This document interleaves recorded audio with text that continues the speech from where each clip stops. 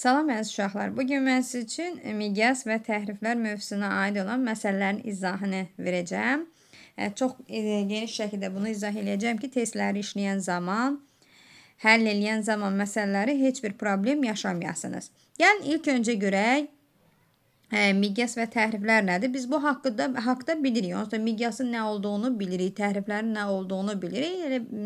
Sadəcə qısaca toxunaq görək nədir. Deməli, miqyas nədir uşaqlar? Miqyas yer səthinin xəritə üzərində, yəni həqiqi məsafəni xəritə üzərində tərtib edərkən onun neçə dəfə kiçildiyini göstərən bir kəsr ədədidir. Təhrif isə həmin o kiçilmə zamanı yer səthini xəritə üzərində tərtib edən zaman kiçilmələrin edildiyi zaman ortaya çıxan təhriflərdir. Məsələn, deyirik ki, Azərbaycandakı Xəzər dənizinin xəritə üzərində təsvir edirik. Yəni, Xəzər dənizinin sahəsi bilirik nə qədərdir. Həmin o ərazini mən aparıb xəritə üzərində tərtib edən zaman onun bütün sahəsinin hamısını mən orada tərtib edə bilmərəm. Mütləq ki, orada o təhriflər ortaya çıxacaq. Deməli, məlumdur ki, hər bir xəritənin üzərində onun miqyası yazılır, məsafələr və sahələr onun əsasında hesablanır.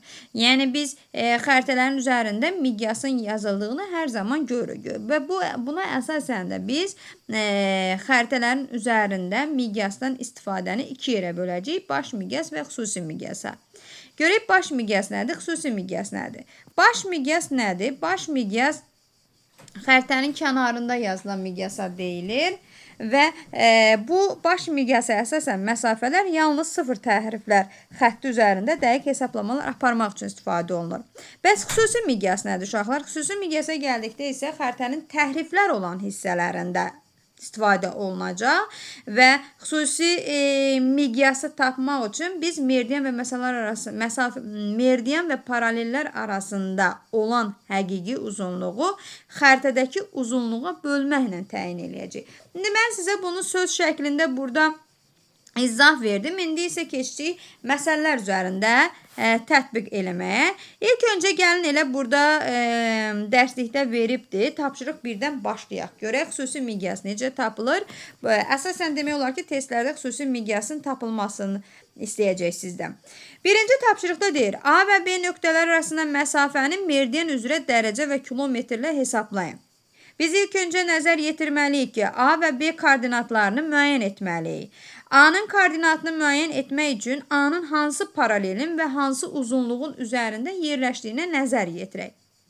Paralel bilirsiniz ki, şərqdən qərbə toğul çəkilmiş xəyali çevrələr, meridianlar isə qütbləri birləşdirən xəyali çevrələrdir. Mən bunu sizə burada göstərim, siz nəzər yetirin. Baxın, bax, bu çəkdiyim müəyyən qədər diqqətlə çəkməyə çalışacağım, siz də nəzər yetirin.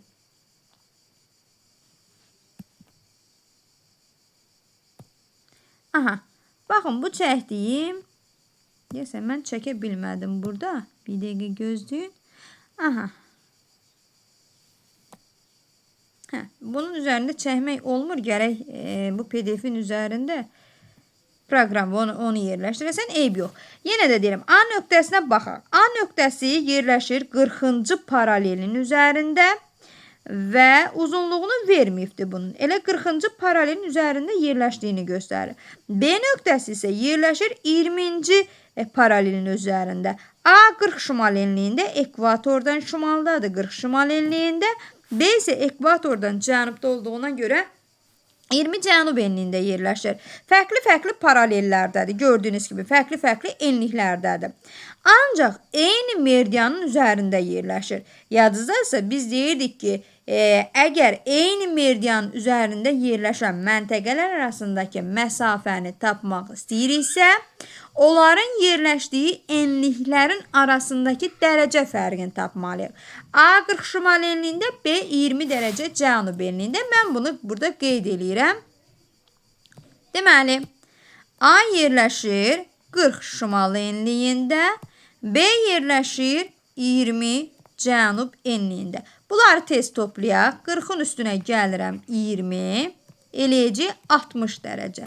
Və eyni meridianın üzərində yerləşdiyinə görə, əgər məntəqələr eyni meridianın üzərində yerləşiblərsə, bunların arasındakı məsafəni tapmaq üçün 1 dərəcəli meridian qövsünün uzunluğunu əzbər bilməliyik. Bu da eləyir 111,1 kilometr və ya da 111 deyəcəyik buna. 111 kilometr. İndi biz tapdıq ki 40-ın üstü 20 gəldi 60 dərəcə. 60'ı vuracağıq 1 dərəcəlik qövsün uzunluğuna. Yəni baxın bu qaydada 1 dərəcə 111 kilometrdirsə, bəs o zaman 60 dərəcəm neçə kilometr olar? Bunu da əlbəttə ki x-la tapacağıq. 60'ı buradan vururam 111'e eləyir 6660 kilometr. Deməli A ilə B nöqtələrinin arasındakı həqiqi məsafə 6660 kilometrdir. Bu belə. Keçdik növbəti məsələlərə. Silək bunu tez buradan. Növbəti məsələmiz tapşırıq 2'dir. Nəzər yetirək tez ona da.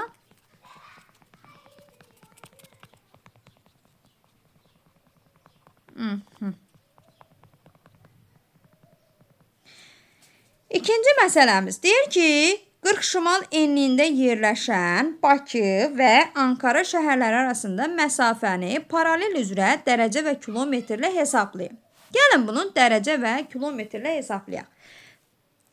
Buradan biz mütləq ki koordinatları qeyd eləməliyik. Bakının koordinatlarını qeyd eləyək. İlk öncə belə bir bunu biz mütləq ki çəkməliyik ki Greenwich xəttini. Bu da ekvator xəttidir və 40-cı şimal enliyini qeyd eləyirəm. 40 şimal enliyi. Bakının yerləşdiyi. Bir dəqiqə gözləyin. Aha. Bu 0'dır. Bu 40 şimal enliyidir. Bakının yerləşdiyi 40 şimal enliyi, uzunluq isə 50 şərq uzunluğudur. Bunu da qeyd eləyək buradan. 50 şərq uzunluğu. Ankara isə eyni enlikdədir, yəni 40 şimal enliyindədir. Amma 33 şərq uzunluğundadır. Baxın bunu da qeyd elədik burada. 33 şərq uzunluğunda. Bu olsun Bakı, bu olsun Ankara. Baxın bu koordinatlarda yerləşirlər. Bunların arasındakı məsafəni tapmağa başlayaq.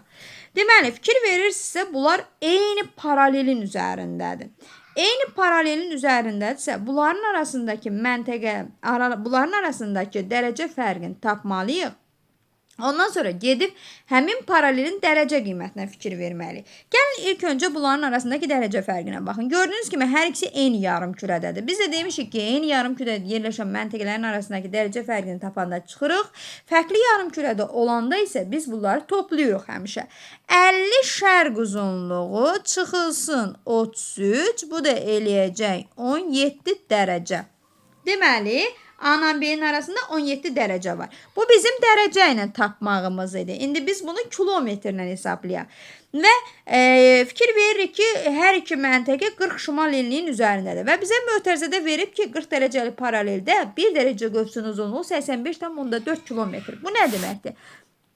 40-cı paralelin üzərində 1 dərəcəlik qövsün uzunluğu. Bax, gördüyünüz bu dərəcə var. Bu dərəcə qövsün uzunluğu 85,4 kilometrdir. A-la da B-nin arasında incə tapdıq ki 17 dərəcə fərq var. Əgər mənim 1 dərəcəm, baxın burada qeyd edirəm, 1 dərəcəm 85,4-dürsə, onda 17 dərəcəm nə qədərdir? Mən bunu rahat şəkildə tapa bilərəm. Və buradan qeyd edirəm. 1 dərəcəm 85,4 kilometr olarsa, 17 dərəcəm nə qədər olar? X bərabər də 17'ni vururuq 85,4'ə. Cavabımız da nə alınırsa onu qeyd eləyirik.